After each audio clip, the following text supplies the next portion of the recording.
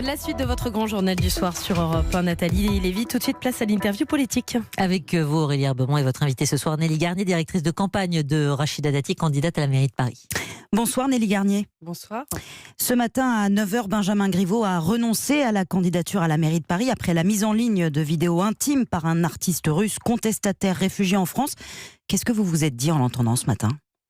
Écoutez, Rachida Dati a réagi à son retrait, elle l'a pris acte et écoutez, nous respectons sa décision qui est prise pour sa famille et c'est vrai que comme Rachida Dati, je pense à sa famille parce qu'elle le sait elle aussi. Quand on a une vie publique, quand on a un engagement public, eh bien, on a aussi toute sa famille qui peut être impactée et qui n'a rien demandé. Et donc, nous respectons sa décision. Et voilà, on ne commente pas plus ce sujet qui a été largement commenté toute la journée. Alors, le communiqué de Rachida Dati était un peu laconique. Je vais le donner pour nos auditeurs. Les Parisiens méritent une campagne apaisée et digne à la hauteur des enjeux majeurs pour l'avenir de Paris. C'est ce qu'elle écrit notamment. Certains trouvaient que ça manquait un peu de compassion avec Benjamin Griveaux. Qu'est-ce que vous leur dites ? Écoutez, c'est vrai que pour nous, l'urgence, c'est d'avoir le débat de fond sur la campagne et de pouvoir vraiment mener cette campagne. J'étais sur le terrain ce matin, moi, au marché de Belleville, dans le 11e arrondissement. Rachida Dati est en ce moment même dans le 10e arrondissement avec notre tête de liste Bertil Faure pour un café politique. Nous voulons continuer à parler aux Parisiens parce qu'ils attendent des réponses. Vous avez une majorité de Parisiens aujourd'hui qui veut tourner la page d'Anne Hidalgo et donc il faut être là sur le terrain pour discuter avec eux et leur apporter des solutions concrètes. La campagne doit reprendre ses droits.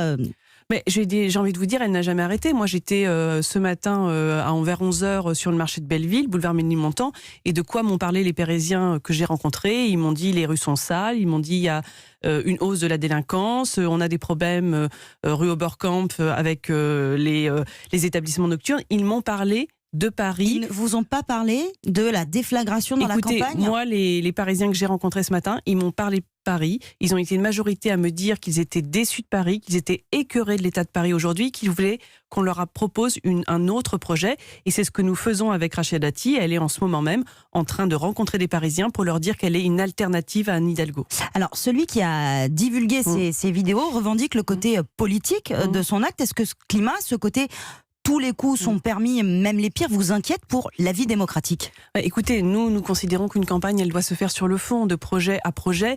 Et je ferai remarquer d'ailleurs que Rachida Dati, depuis le début de cette campagne, est critiquée sur le fait qu'elle dit respecter Anne Hidalgo et ne jamais l'attaquer sur autre chose que sur ses propositions et l'action qu'elle a menée à Paris. Nous avons toujours respecté les personnes. Nous sommes à chaque fois uniquement sur de la critique, sur le bilan, sur les propositions. Et donc, bien évidemment, nous voulons que la campagne, elle se joue sur le débat de fond. Vous nous parliez, Nelly Garnier, de Rachida Dati et de votre réaction ce matin, mais quand même, quand vous voyez ce genre de déflagration qui touche un concurrent, qu'est-ce que vous vous dites ? On est tous en danger dans ce milieu politique ? Écoutez, aujourd'hui, je pense qu'il y a une transparence totale qui peut être regrettable, mais qui est la réalité. Et surtout, il y a le fait que les citoyens attendent qu'on soit en cohérence entre ce qu'on dit et les actes. Et donc, malheureusement ou heureusement, je ne sais pas, c'est juste la réalité d'aujourd'hui.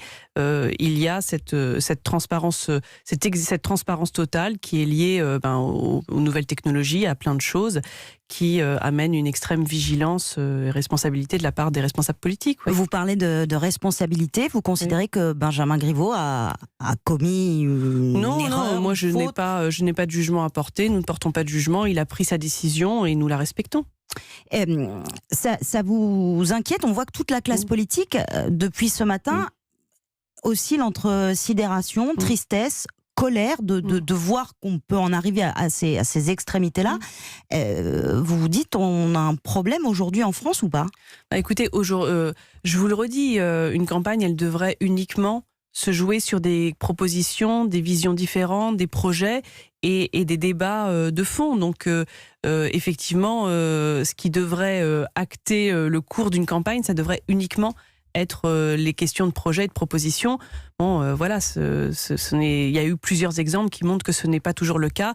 Et donc, nous, c'est pour ça que nous voulons continuer à parler aux Parisiens. Nous voulons qu'ils puissent avoir le droit à cette campagne, qu'ils puissent se prononcer sur nos projets, parce que la réalité, c'est qu'ils veulent qu'on leur propose une alternative à Anne Hidalgo et qu'on ne doit pas, on ne doit pas sortir de cette réponse qu'on doit leur apporter. Nous, on considère qu'on a une chance historique de gagner Paris aujourd'hui, et c'est notre responsabilité de ne pas laisser passer cette chance. Les cartes sont effectivement rebattues quand un candidat majeur à une élection est empêché, arrêté dans sa campagne.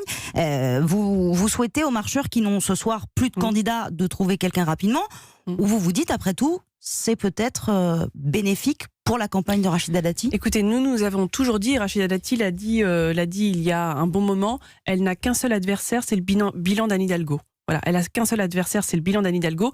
Et depuis des mois, on nous presse de faire des accords d'appareil. Nous disons, nous ne parlons qu'à une seule personne, ce sont les Parisiens. Les électeurs, ils n'appartiennent à personne. Les électeurs de Benjamin Griveaux, ils n'appartiennent pas à Benjamin Griveaux. Voilà, ce sont des Parisiens. Nous parlons à tous les Parisiens et nous leur disons, aujourd'hui, nous avons une chance historique de prendre Paris à Anne Hidalgo. Si vous voulez tourner la page d'Anne Hidalgo, eh bien, l'alternative, c'est Rachida Dati. Et sur le côté violence en politique, là, on en a atteint un summum, sans doute, de violence. Est-ce que vous craignez que ça décourage l'engagement d'autres personnes? On sait que la vie politique peut être extrêmement violente, vous le disiez tout à l'heure, pour soi, pour son entourage. Vous croyez que ça peut décourager des vocations? Écoutez, Rachida Dati l'a dit, elle a subi des violences extrêmes, elle l'avait dit, contre sa fille, parfois même des menaces de mort, des écoutes, des choses qui sont allées très très loin. Et elle a ça chevillé au corps, elle a dit, vous ne me ferez jamais céder, parce que les combats que je porte en moi, ils sont tellement forts qu'on ne m'arrêtera jamais. Et si j'avais voulu m'acheter une vie tranquille, eh bien oui, je serais allée travailler dans le privé, j'aurais fait quelque chose. Mais non, là, elle vit comme une urgence son action politique. Elle l'a toujours vécu. Quand elle a mené des actions à la justice contre les violences faites aux femmes, contre la lutte contre la toxicomanie, et aujourd'hui contre les fractures, contre Paris, contre la dégradation de Paris. Et donc, voilà, c'est un choix de vie. C'est un choix qui peut être difficile, mais en même temps, voilà, pour Rachida Dati, rien ne la fera jamais céder parce qu'elle a ce combat qu'elle porte en elle. Nelly Garnier, un tout dernier mot. On l'entend en vous entendant ce soir, la campagne poursuit son cours. Est-ce que vous confirmez que Nicolas Sarkozy sera bien au meeting de Rachida Dati le 9 mars prochain? Oui, depuis le début de la campagne, elle avait dit qu'il la soutenait. Ils ont un lien de fidélité et de loyauté qui est ancien, qui est profond. Et donc ça nous fait très plaisir de retrouver Nicolas Sarkozy, surtout dans la salle Gaveau, qui est pour tous les Parisiens le signe d'une des plus belles victoires de la droite. Et je crois que tous les Parisiens sont en train de se dire que Rachida Dati est en train de renouer avec les plus belles victoires de la droite quand on a su rassembler très largement et très au-delà de notre camp et de notre famille politique. Voilà. Eh bien, merci Nelly Garnier d'avoir été mon invitée ce soir. On comprend que la campagne a repris ses droits qui n'ont visiblement jamais perdu leurs droits, effectivement.